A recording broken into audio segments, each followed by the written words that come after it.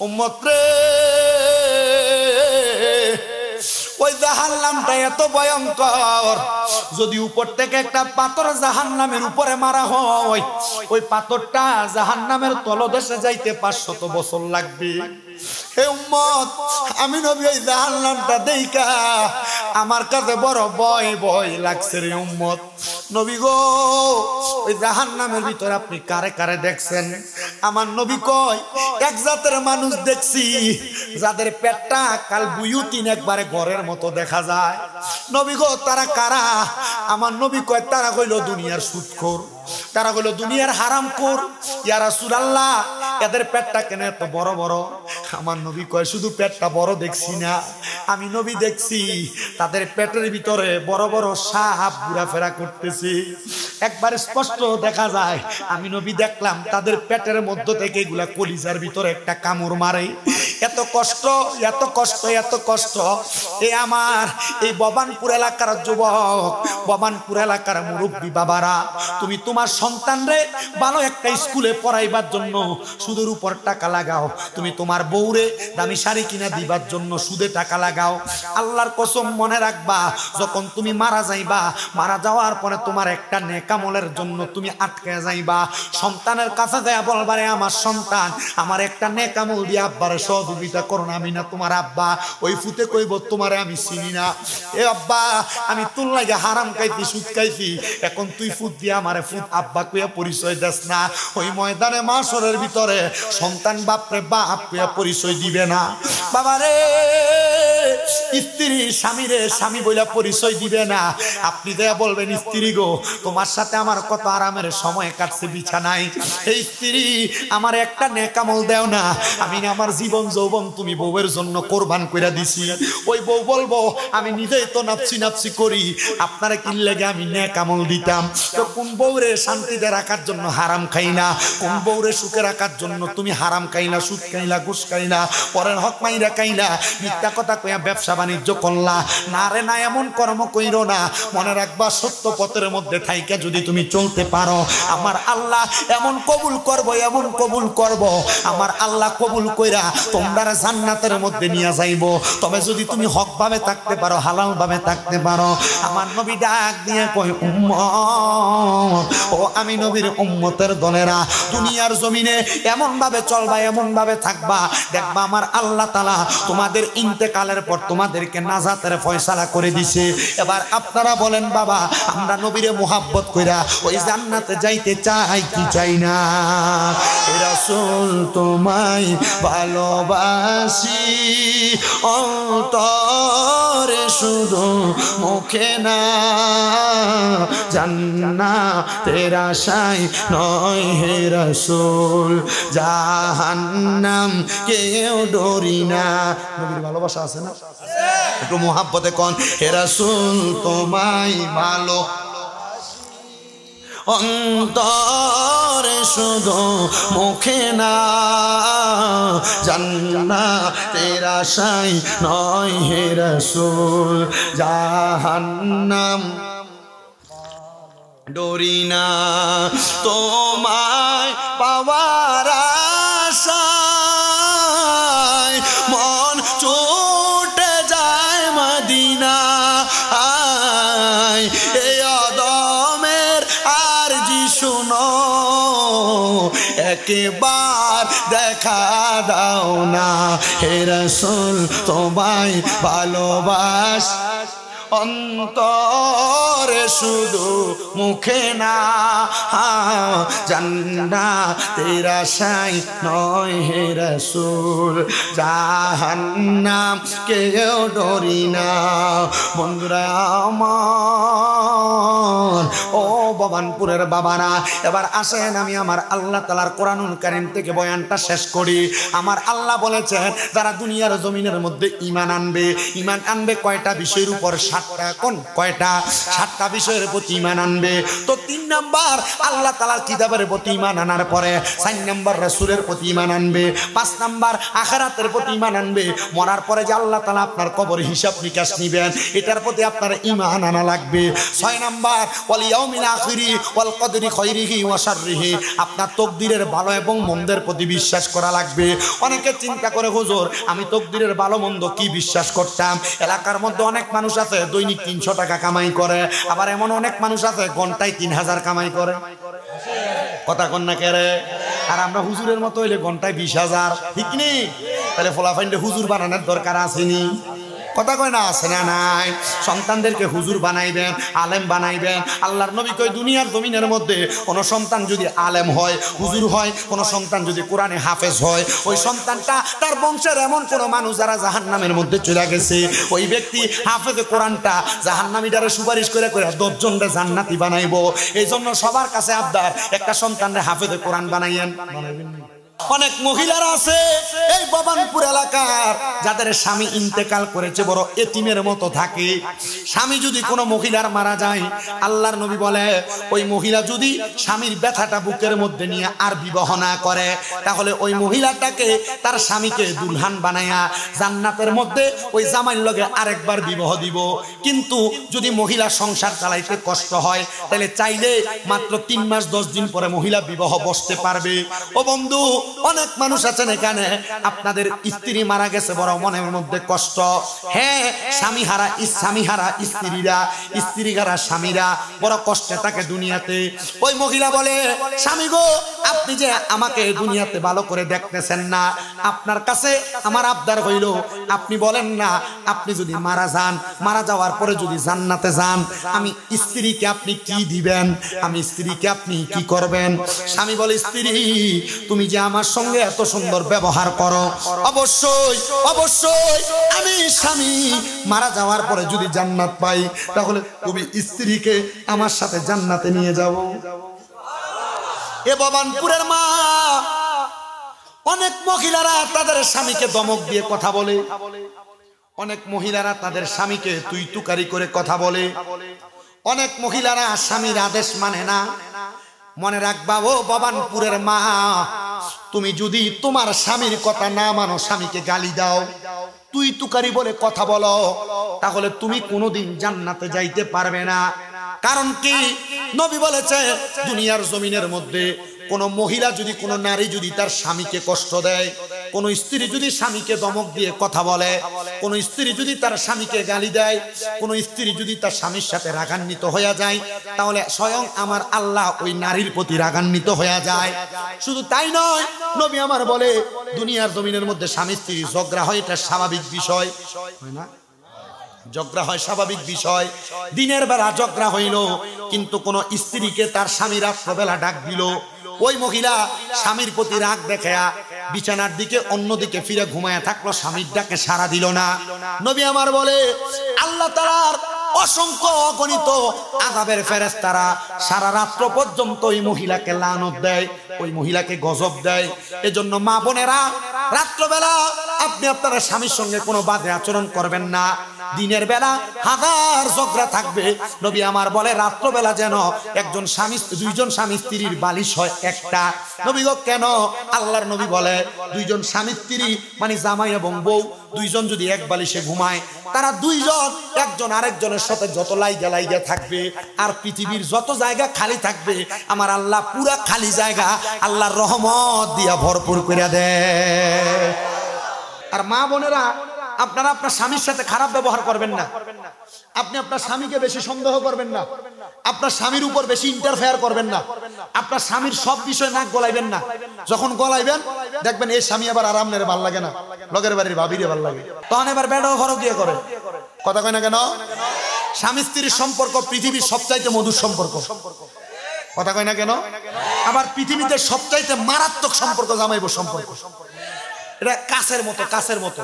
কাছের দেখবেন একদিকে যদি টক্কা দেন, একদিক ভাঙ্গে গেলে আরেক দিক কি বালা থাকে না? ভাঙ্গে থাকে না? ভাঙ্গে। ঠিক স্বামী স্ত্রীর সম্পর্ক এমন, আপনি একদিক মুছে রাখবেন, আরেক দিকের ময়লা দেখা যাবে, ওইটারও পরিষ্কার করবেন। আবার আপনি যদি স্বামী স্ত্রীর মধ্যে একজন আরেকজনকে আঘাত করবেন, তাহলে দেখবেন আপনার একদিক নড়বড়ে আরেক দিক নড়বড়ে। এজন্য স্বামী স্ত্রীর সম্পর্ক হবে কেমন? মধুর। যদি দুনিয়াতে দিনের বেলা কিলাকিলি হয়, ফিডাফিডি হয়, মারামারিও হয়, রাত্রবেলা বালিশ হবে কয়টা? আর বেরিয়ে ঝগড়া হয়েছে মাঝখান দিয়ে কোল বালিশ। আগে বাচ্চা ঘুমাইতো এক সাইডে, জামাইবো এক সাইডে, যেদিন ঝগড়া এদিন বাচ্চা মাঝখানে। সাবধান, সতর্ক মা বোনেরা। জান্নাতে যদি যাইতে চান, স্বামীর অন্যায় থাকতে পারে। বেটা সারাদিন রোদের ভিতরে কাজ করে আসে, বেটা আইসা এখন আপনার ঘরের ভিতরে আইসা দেখে আপনার গায়ের ভিতরে যে দিনে মাছ করছেন, মাছের গন্ধ। সারাদিন কষ্ট করে আসে, আপনারা কই একটু পানি দাও, আপনি লয়ে খাইতেন পারেন, ঠিক না? সারাদিন কষ্ট করে আসে, কোনো কথা বললে আপনি চেত করে ওঠেন, তখন আর আপনার আর ভালো লাগে না। মহিলাদেরকে বলবো, যদি স্বামীকে খুশি রাখতে চান, আপনি আপনার স্বামী বাড়িতে আসার সময় জানেন কখন কর্ম শেষ করে আসে। আপনি আপনার স্বামী বাড়িতে আসার আগে এমন ভাবে পরিষ্কার হয়ে থাকবেন যেন আপনার স্বামী আপনাকে দেখেই আপনার কপাল একটা চুম্বন করার ইচ্ছা জানে। কিন্তু বেডি দিয়ে সারাদিন কাজকর্ম করছে, শরীরের ভিতরে গন্ধ আছে না? আর বেড়াইত মানুষ আপনারা যারা, অনেকে তো স্বভাব সিগারেট খায়, গুয়ের গন্ধ সিগারেটের গন্ধ চাইতে ভালো। স্বামীর মনটা খুশি রাখেন, আমার আল্লাহ তাআলা জান্নাতের ভিতরে আপনারা জান্নাতের সাজে সাজাইয়া দিব। জবান খুলে জোরে জোরে বলেন সুবহানাল্লাহ। হযরত হুযায়ফা উনি যখন ইন্তেকাল করলেন, ইন্তেকাল করার পরে এবার হযরতে হুযায়ফা ছেলে হযরতে আবাহুনি রাহমাতুল্লাহ আলাইহি তিনি বলে, আমার আব্বা জান ইন্তেকাল করার পরে আমি আবার মুরাকাবা করতে লাগলাম। মুরাকাবা, আমার আল্লাহর কাছে কান্না করলাম, মাবুদ আমার আব্বা জান তো অন্ধকার কবরে, আমার আব্বা কবরে কেমন আছে আমি একটু দেখতে চাই। এ যুবক ভাইরা, আপনাদের অনেকের মা মারা গেছে, এ মুরব্বী বাবারা আপনাদের অনেকের বাবা মারা গেছে, মাঝে মাঝে মারের স্বপ্ন দেখেন, বাপরে স্বপ্ন দেখেন। কেন দেখেন জানেননি? আল্লামা ইবনে সিরিন রাহমাতুল্লাহ আলাইহি বলতেছে, যখন কোনো মানুষ কবরের ভিতরে কষ্টের মধ্যে থাকে, ওই কষ্টের মধ্যে থাকলে তখন তারা তাদের আত্মীয় স্বজনের স্বপ্নে হাজির হয়। কারণ কি? আত্মীয় স্বজনের স্বপ্নে আইসা তারা বুঝায় দেয় তোমরা আমার জন্য দোয়া করো। আপনারা যদি কখনো আপনার মা আপনার বাবাকে স্বপ্ন দেখেন, আপনারা সাথে সাথে 2 রাকাত নামাজ পড়ে তার জন্য দোয়া করবেন, আমার আল্লাহ তাআলা তাদের কবর আযাব মাফ করে দিবে। হযরত হুযায়ফা ছেলে আবাহুনি রাহমাতুল্লাহ আলাইহি ডাক দিয়ে কই, জগতের মানুষ, ও জগতের মানুষ, আমি আল্লাহর কাছে কাঁদতে লাগলাম। হঠাৎ করে আমি আমার ঘুমের ঘরের স্বপ্নের মধ্যে দেখতেছি আমার আব্বা যায় জান্নাতের মধ্যে ঘোরাফেরা করতেছে। জোরে জোরে বলেন সুবহানাল্লাহ। বাবা তুমি কেমন আছো ছোট মাটির ঘরে, তোমার কথা হৃদয় মাঝে পড়ছে বারে বারে, ভালোবাসি তোমায় বাবা বুকটা যে যায় ছিঁড়ে, তোমার কথা হৃদয় মাঝে পড়ছে বারে বারে। বাবা গো, ও বাবা, বাবা গো, ও বাবা। সন্তান কই, আল্লাহ আমার আব্বা জান দুনিয়াতে নামাজ রোজা ইবাদত কইরা যেই পরিশ্রম করছে, আপনি আমার আব্বা জানলে জান্নাত দান করছেন।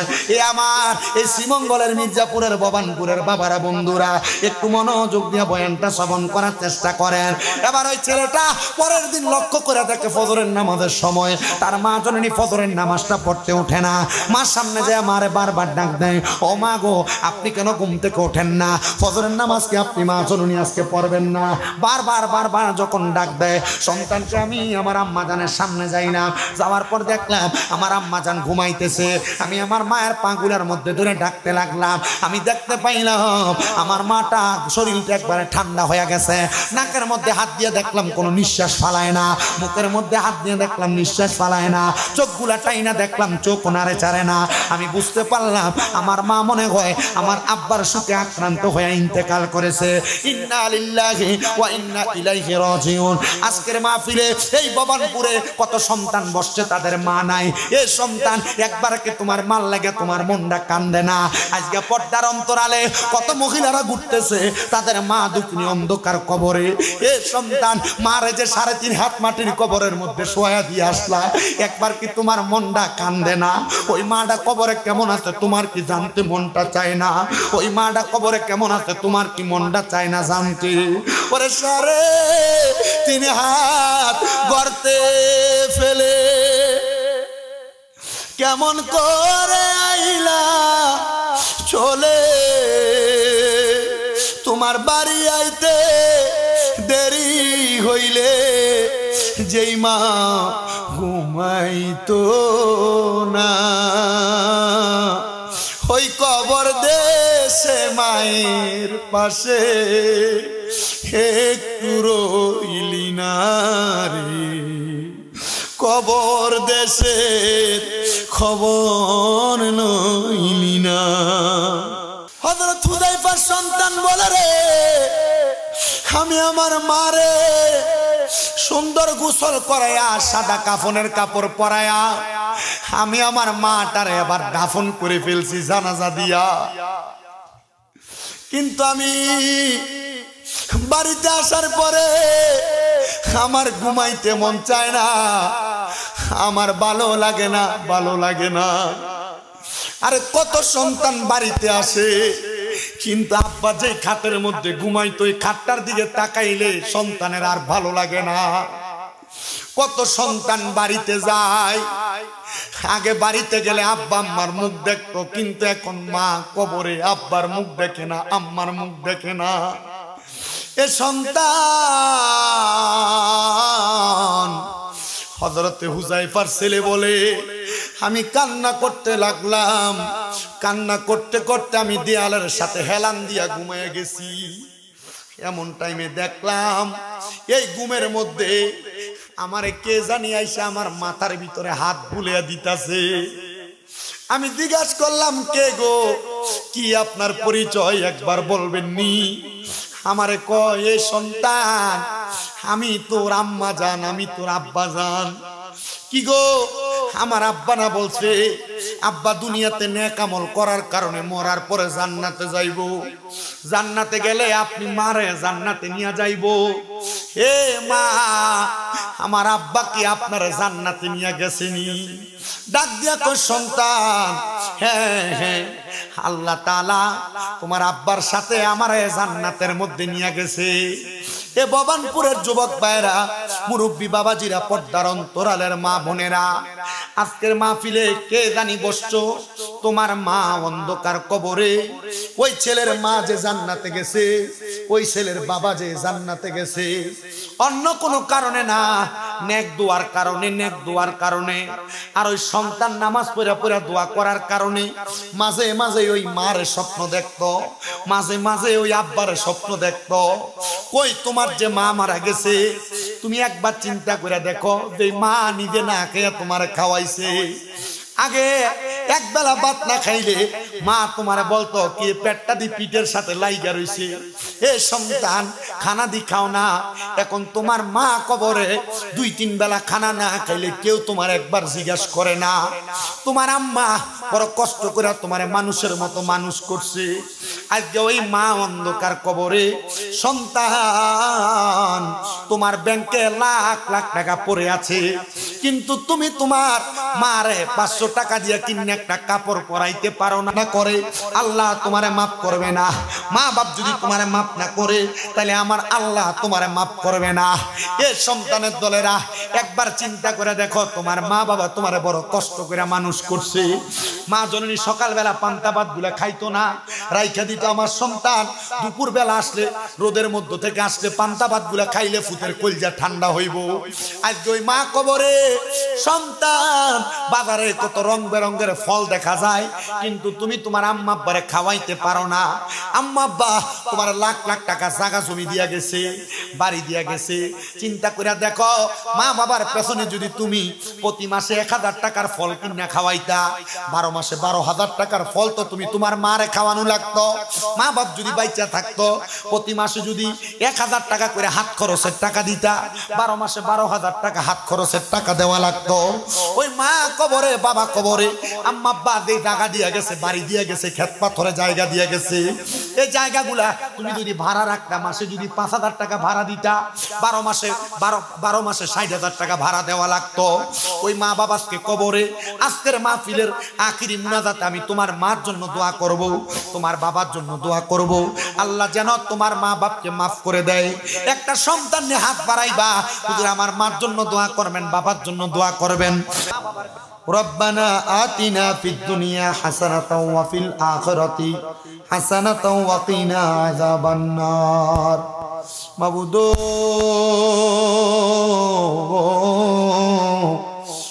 দয়াল আল্লাহ, আপনি কি আসমানে না জমিনে, না পাহাড়ে না দরিয়ায়, এ গত জীবনে আপনি আল্লাহর কত তালাশ করলাম, সন্ধান পাইলাম না।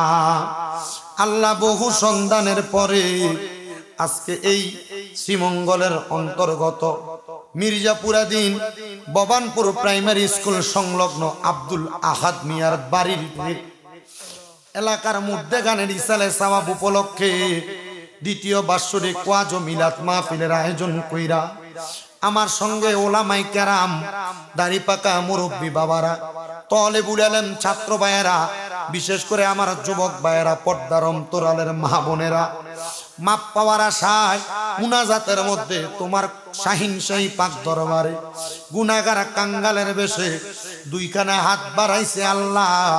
যার হাতটা তোমার কাছে মায়া লাগে, পছন্দ হয়, ওই হাতের উসিলায় আমরার জীবনের গুনাহ তুমি আল্লাহ ক্ষমা কইরা দাও।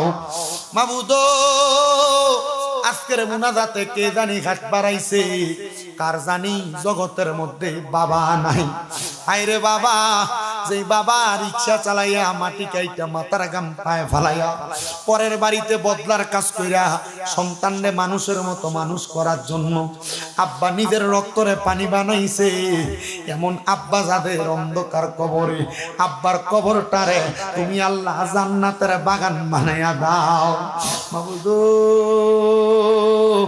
ও দয়াল আল্লাহ, কে জানি হাত বাড়াইছে, কার জানি জগতের মধ্যে মা নাই। হায়রে মা, যে মার মা কইয়া ডাকলে কলিজার আগুন পর্যন্ত ঠান্ডা হইয়া যায়, যে মায়ের দিকে নেক নজরে তাকাইলে কবুল হজের সওয়াব হইয়া যায়। আল্লাহ এমন মা যাদের অন্ধকার কবরে রে আল্লাহ, আমার কবর তুমি আল্লাহ জান্নাতের বাগান বানাইয়া দাও। অনেক সন্তানেরা হাত বাড়াইছে, মাও নাই বাবাও নাই, জনমের তিমরে আল্লাহ, যেই সন্তানের মাও নাই বাবাও নাই, আম্মা আব্বা প্রত্যেকের কবর নাজাতের ফয়সালা কইরা দাও। মরিয়া গিয়াছেন আল্লাহ, আল্লাহ যারার মাও বাপ মাফ করিয়া দেন না গো আল্লাহ, কবরে রাজা। আল্লাহ যাদের মা বাবা বেঁচে আছে হায়াতে বরকত দাও, আম্মা বউ সুস্থ থাকলে সেবা দান করো, আম্মা আব্বার খেদমত করার মতো তৌফিক দান কইরা দাও। দয়াল রে, ফরিয়াদ তোমার দরবারে রে আল্লাহ, আমরা গুনাহগারেরা তোমার দরবারে হাত বাড়াইছি গো আল্লাহ। আমাদের প্রত্যেকের ব্যবসা বাণিজ্য কাজে কর্মে চাকরি বাকরির মধ্যে বরকত দান করেন। যারা পড়ালেখা করে বিদ্যা বুদ্ধি বাড়াইয়া দেন, মানে সম্মান ইজ্জতে জিন্দেগি নসিব করে দেন। আল্লাহ এই মাহফিলে আগামী বছরের জন্য যারা টাকা দিয়া, চাল দিয়া, তাবারুকের জন্য পর্যন্ত সহযোগিতা করছে, প্রত্যেকের তুমি কবুল আর মঞ্জুর করে নাও। প্যান্ডেল মাইকের টাকা পর্যন্ত দিয়ে অনেকে সহযোগিতা করছে, তাদের প্রত্যেকের দোয়া তুমি কবুল ও মঞ্জুর করো। অনেক প্রবাসী ভাইয়েরা বিদেশ থেকে দোয়া চায়, আল্লাহ যে প্রবাসী ভাইয়েরা বিদেশের জমিনে থাইকা দেশের বাড়িরে বুইলা বড় কষ্ট করে তারা বিদেশেতে কষ্ট করে, বাংলাদেশের রেমিটেন্স খাতটাকে উপরে উঠানোর জন্য আমার প্রবাসীরা বড় কষ্ট করতেছে। প্রত্যেক প্রবাসীদের কামাই রুজি ব্যবসা বাণিজ্যের মধ্যে বরকত দান করো, প্রবাসীদের হায়াতের মধ্যে বরকত দান করো, মনের আশা পূরণ করো। আল্লাহ বিশেষ করে এক ভাই জেল থেকে দোয়া চাইছে, আল্লাহ তারাও তুমি কবুল ও মঞ্জুর করে নাও। আরেকজন মৃত ব্যক্তির জন্য কিছু হাদিয়া প্রদান করে দোয়া চাইছে, তারা কবুল করো। অনেকে হাদিয়া প্রদান করে দোয়া চাইছে, দেওয়া না দেওয়া তোমার কাছে আল্লাহ, প্রত্যেকের খাস দোয়া তুমি কবুল ও মঞ্জুর করে নাও। মরণ দিবা দুঃখ নাই, তবে বেঈমান বানায়া মরণের ডাক দিও না। মরণের আগে বারবার মক্কা মদিনা তাওয়াফ জিয়ারত নসিব করায়া আল্লাহ, মক্কা মদিনা না দেখলে আমরার মনের ভিতরে শান্তি লাগবে না রে দয়াল। যেই মা জননী আমার বড় মোহাব্বত করে সন্তানের চোখে দেখে, আল্লাহ মা জননীর পরিবারের উপর তোমার কাছ রহমত বরকত দান করো। এই ভবানপুর এলাকা সহ পুরা শ্রীমঙ্গল মৌলভীবাজার সহ সোনার বাংলাদেশের উপর তোমার কাছ রহমত বরকত দান করে দাও। এই শাহজালালের দেশ, শাহপরানের দেশ, এই দেশের অসংখ্য পরিমাণ বরকত আমাদেরকে দান করো আল্লাহ। মরণের আগে মক্কা মদিনা তাওয়াফ জিয়ারত নসিব করায়া আমার নবীর নূরানি চেহারা মুবারক দেখতে দেখতে আখেরি জবানে মধুর কালেমা পড়ায়া দিয়েন লা ইলাহা ইল্লাল্লাহ মুহাম্মাদুর রাসূলুল্লাহ সাল্লাল্লাহু আলাইহি ওয়াসাল্লাম। আসসালামু আলাইকুম ওয়া রাহমাতুল্লাহি ওয়া বারাকাতুহু।